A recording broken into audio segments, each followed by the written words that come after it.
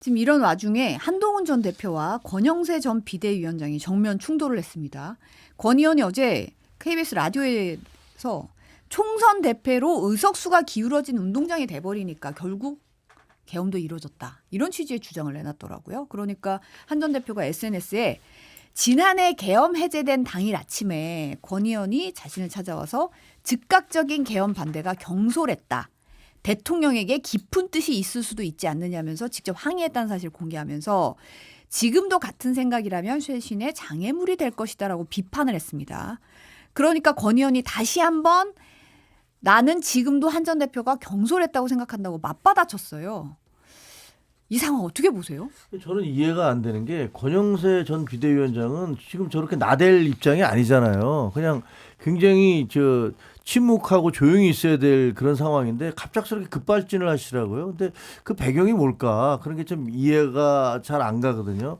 근데 하나는 이제 한덕수 총리를 이렇게 옹립하려고 했던 것들이 그게 내가 안 하면 배임이었다. 그러니까 내가 잘못한 게 아니라 그때 다른 의원들도 하자고 그랬었고 그다음에 여론도 그랬으니까 당연히 했어야 됐던 거다라고 이렇게 그 명분을 만드시는 것 같아요. 그 얘기는 한덕수 총리와 관련해서 수사가 계속 진행되고 있고 그러니까 이런 부분에 대해서 직접적인 연관 나는 잘못이 아니고 그건 다 같이 했던 거라고 이제 물타기 하는 것 같고 근데 그런 얘기를 하시다가 조금 자칫하면 사법 처리 대상이 될 수도 있는 발언을 계속 하고 계신 거 아니에요. 그러니까 그 윤석열 전 대통령의 불법 계엄이 그걸 왜 막았냐 하고 경솔한 거 아니냐. 그 얘기 들어보고 했어야지라고 얘기했던 거나 또 이 와중에서 그 과거의 발언들이 소환됐는데 나는 그때 당시로 돌아가도 비상계엄 해제에 표결하지 않을 것이다. 뭐 이런 얘기도 하셨고 말이에요. 그래서 이건 뭐 왜 이렇게 급발진을 하고 또 무리하게 이런 주장을 하시나 그게 좀 이해가 잘 되지 않아요. 이거 잘못하면 본인한테 굉장히 큰 마이너스가 될 것 같은데 말이죠. 근데 이제 우리가 다른 걸 다 떠나서 사회적 기준과 상식이 있잖아요. 그러니까 이 계엄이란 자체가 그냥 계엄이 아니라 불법 계엄이라고 국민의힘도 규정을 했고요. 그러면 돌이켜봤을 때 권영세 전 비대위원장이 이 계엄 자체가 국민의힘조차도 불법이라고 했는데 그 불법 자체를 해제하는 게 경솔했어요. 그게 안 맞지 않아요? 그러면은 본인은 이 계엄에 대해서 정당했다고 표현한 건가요? 그러면 개별 헌법기관인 국민의힘의 중진 의원이 이 계엄이 정당하다고 주장하면 딱 한마디로 나도 수사해 주세요랍니다. 그러지 않겠어요?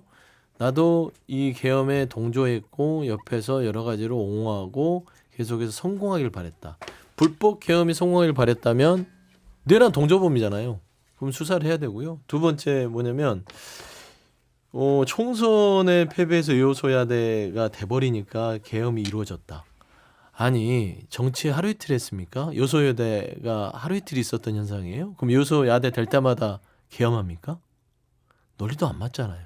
그래서 저는 사실상 권영세 전 의원이 뭐가 불안한지 모르겠으나 한동훈 전 대표를 견제하기 위한 비논리적인 지금 공격을 하는 것인데 전당대회를 준비한 게 아닌가라는 생각을 좀 조심스럽게 할 수밖에 없어요. 요즘에 뭐 행보를 보고 하면 본인이 이렇게 나서서 계속해서 한동훈 전 대표와 각을 세울 이유는 없거든요. 그러면 한동훈 전 대표에 대한 규정을 하잖아요. 당신 때문에 우리 당이 이 꼴이 됐어. 당신 때문에 우리가 망했어. 당신이 모든 책임이 있어. 그러니까 얼씬도 하지 마. 라는 것이고 이 메시지로 이번에 전당대회를 치르겠다는 밑자락을 지금 깔고 있는 것 같은데 전환기를 초청해서 그 지도부까지 같이 강의를 듣고 토론회를 하고 그다음에 권영세 의원이 한동훈 전 대표에 대해서 계엄을 해제한 게 경솔했다. 즉시로. 이런 발언을 하는 걸 보면 완전히 극우화되는 정당으로서 방향을 잡지 않았냐 친윤들이. 전 그래서 이런 것들이 하나의 신호들이 곳곳에서 나타나고 있어서 굉장히 우려스럽고 위헌정당으로 가는 길을 선택했구나라는 우려가 좀 듭니다. 아니 저는 진짜로 어제 이제 윤상현 의원이 그 리셋 코리아인가 뭐 자유공화국 리셋코리아 국민운동본부 발대식. 네. 그러면서 무엇을 할 것인가라는 제목으로 이제 그 세미나를 열었는데 거기 이제 전환기 씨가 나와갖고 윤석열 대통령이 탈당을 하게 되고 윤석열 대통령과 멀리해서 우리가 대선에서 졌다 뭐 이런 주장을 하고 있잖아요. 그러면서 뭐 부정선거 얘기도 좀 하는 것 같고. 근데 거기에 우리 당 지도부가 송원석을 비롯해서 당 대표, 당 원내대표를 비롯해서 줄줄이 참석을 했단 말이에요. 15명인가가 참석했다 뭐 이런 얘기가 나오던데 아니 좀 어쩌려고 저러지? 라는 생각이 들어요. 왜냐하면 본인들은 뭐 죄송합니다. 국민 여러분 잘못했습니다. 혁신이 만들어서 저희가 과거와 단절하고 다른 정당 될게요. 이렇게 얘기를 해서 안철수도 임명했다. 윤희숙도 임명했다. 이런 어떻게 보면 뭐 그 잘못하면 쇼라는 얘기를 들을 정도로 그렇게 하고 있는 거 아니에요. 근데 그렇게 하면서 다른 한편으로는 윤상현이 그 전환기를 초청해서 하는 그런 강연회 그리고 거기 보니까 무슨 극우 유튜버들이라는 사람들이 줄줄이 다 참석했더라고요. 근데 거기서 그 당 지도부가 때로 몰려간다?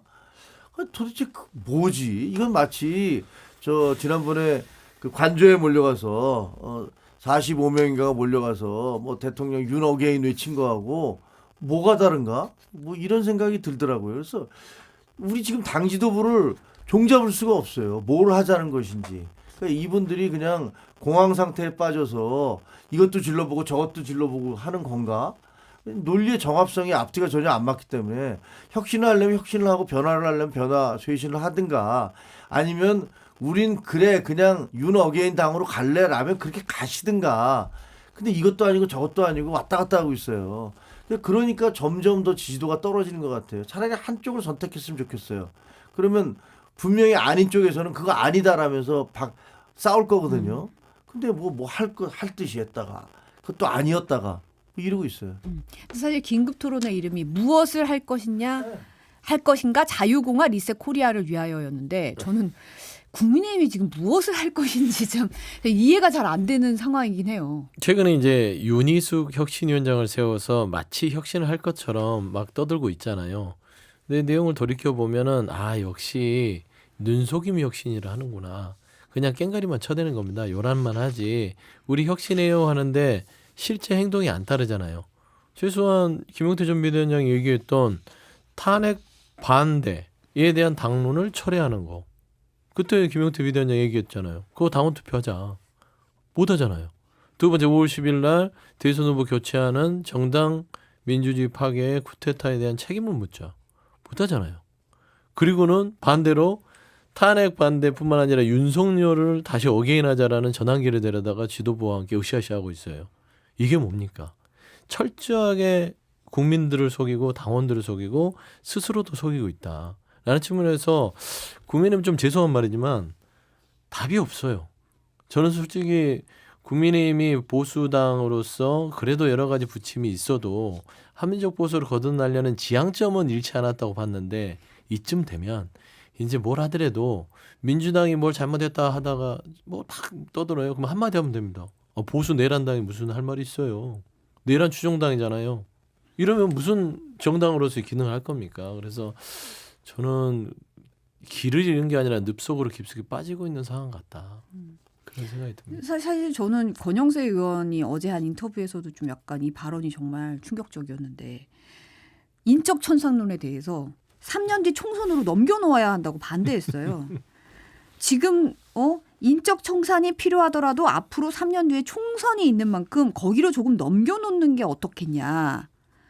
여기 떼고 저기 떼고 뭘 하겠다는 건지 이해가 되지 않는다라고 얘기를 했거든요. 그러니까 이분들의 시간표는 지금 당장이 아니라 3년 뒤에 있구나 이런 느낌을 딱 받았거든요.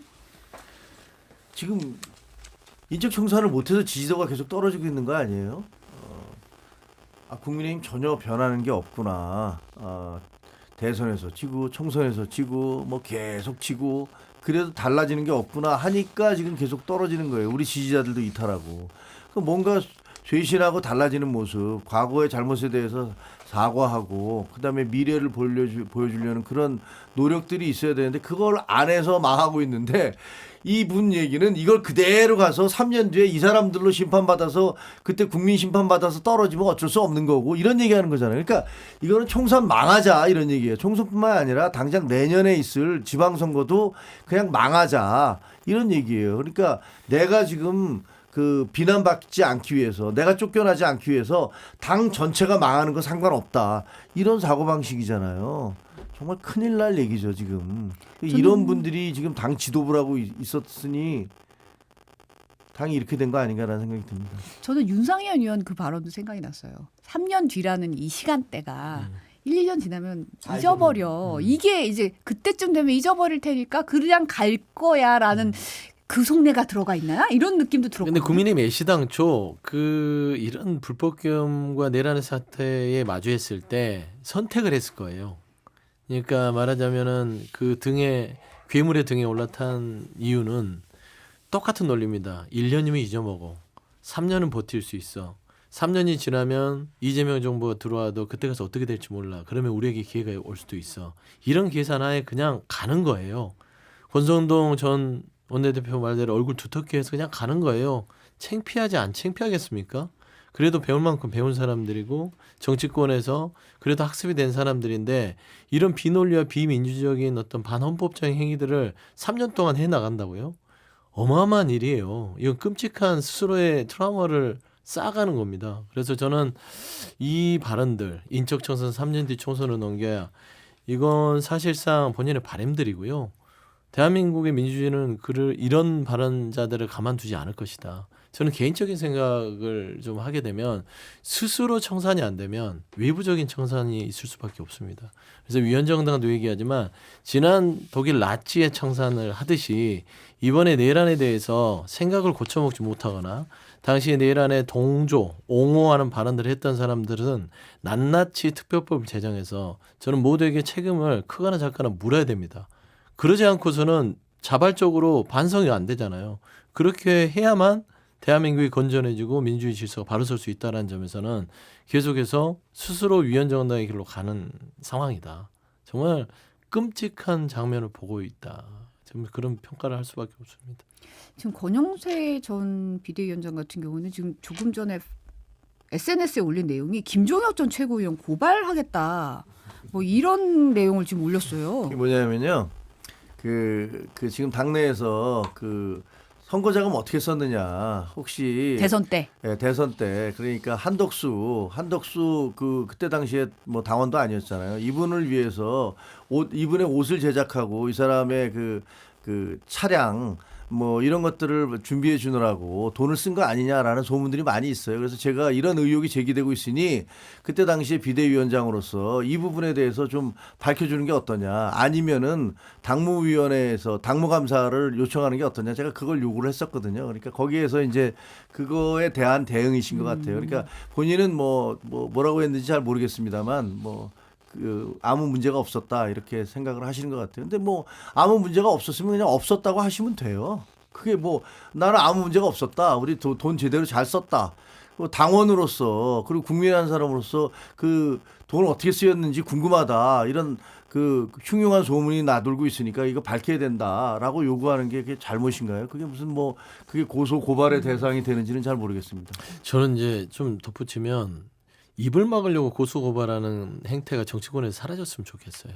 최근에 본인이 좀 불리하면 거기에 대한 사실관계를 확인해 주면 되고 그게 정치는 대화 아닙니까? 그렇죠. 근데 좀 본인이 불리하다면 더 이상 얘기하지 마. 고소해. 그러면 얘기를 못 하게끔 하는 영향력을 주잖아요. 저 그런 것 좀 지양했으면 좋겠는데 여전히 제가 봐서는 국민의힘 내부에서는 입틀막이 여전하구나. 그런 생각이 듭니다. 마지막으로 짧게 사실 지금 인사청문회 슈퍼위크잖아요. 지금 사실 어제 강선우 여가부 장관 후보자 청문회가 굉장히 뜨거웠는데 강 후보자가 어쨌든 이 쓰레기 자택에서 나온 쓰레기 대신 버리라고 했다는 주장에 대해서는 전날 밤에 먹던 거를 뭐 차로 가지고 왔다가 다 먹지 못하고 내린 거다 이런 식으로 해명을 했어요. 그러니까 SBS가 뭐 보좌진에게 현관 앞에 박스 내놨으니 지역구 사무실 건물로 가져가 버리라고 한 메시지 구성.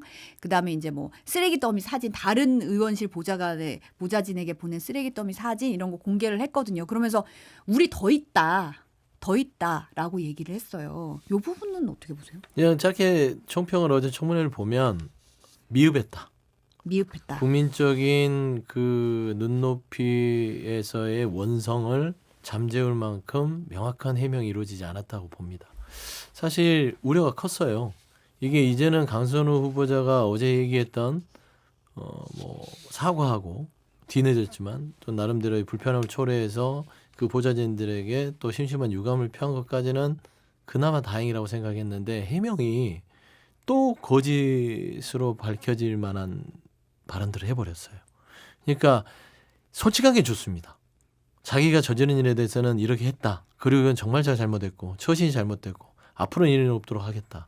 라고 했어야 되는데 또 거짓을 얘기한 게 보도를 통해서 확인돼 버렸잖아요.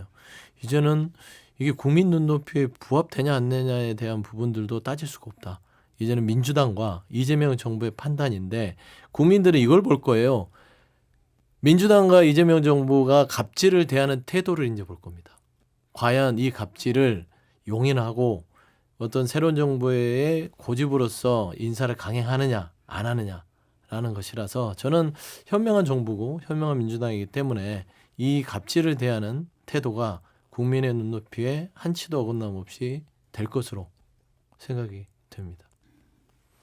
뭐 강선우 여가부 장관 후보자는 그 여러 가지 기준으로 봐도 국민 눈높이에 너무 한참 모자라고요. 그리고 국민들이 가장 싫어하는 게 특권과 갑질이잖아요. 그게 그 약자, 가족이라는 가치를 내세우는 여가부 장관으로서 지금까지 나온 것들이 본인의 해명을 다 받아들인다 하더라도 그게 적절해 보입니까? 국민들은 그렇게 생각하지 않을 거라고 보고요. 그리고 뭐 그 어저께 청문회에서 해명하는 거 보고 더 웃었어요. 그게 무슨 국회에 있는 사람 안 부르고 지역에 있는 보좌관한테 시켰으니까 그게 별 문제가 없다는 식으로 말을 하는 거라든가, 그리고 본인이 고친 게 아니라 결국은 업체가 와서 고친 거니까 그게 또 무슨 문제냐는 식의 발언이잖아요.